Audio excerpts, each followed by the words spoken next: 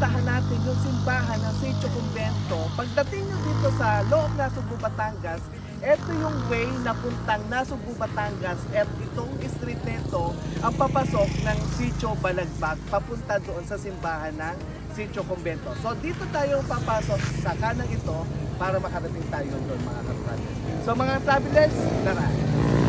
Stay big, tara na, let's ride. Let's ride. Travel vibes all day, all night. From city streets to mountain high.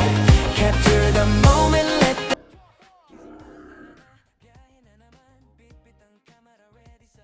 Wow! Dito pala yung Sitio Convento sa Batangas. So, ito nga yung sinasabi nila na may malaking puno ng balete. So, ayun na nga mga ka-travelers, andito na tayo ngayon sa Sitio Convento, Barangay Looc, Nasugbu, Batangas, kung saan andito yung simbahan sa loob ng kagubatan. So, mga ka-travelers, pasukin natin. Tara! Yo mga ka-travelers, so bago natin pasukin yung simbahan, napansin ko kasi mga ka-travelers, merong dalawang malaking puno ng balete dito. So, ang laki niya mga ka-travelers. Eto sila yung isa. Mga ka-travelers, noong 1896 daw, sa gitna ng himagsikan, nagamit daw ng mga Pilipino ang simbahang ito. So pagkakaalam daw ng mga Espanyol na dito naglalagi ang mga Pilipino, kaya ang history nito, isinara ng mga Espanyol ang simbahang ito at may lamang tao sa loob, sabay sinunog nila.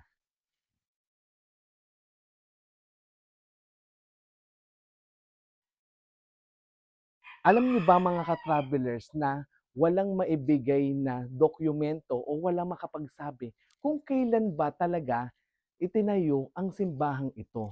Pero ayon sa mga matatanda na, taga dito sa Looc, Nasugbu, Batangas, na ang mga Heswita daw ang gumawa ng simbahang ito.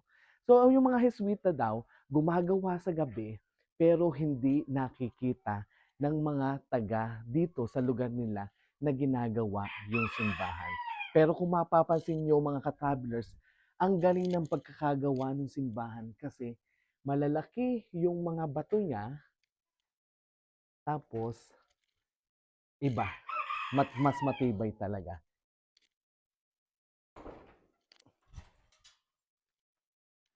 So mga ka-travelers, yung simbahan ng Sitio Convento, eto na siya. Ngayon ay pinangalanan siyang Nuestra Señora del Carmen kasi yun yung santo na nakalagay dito. So tara.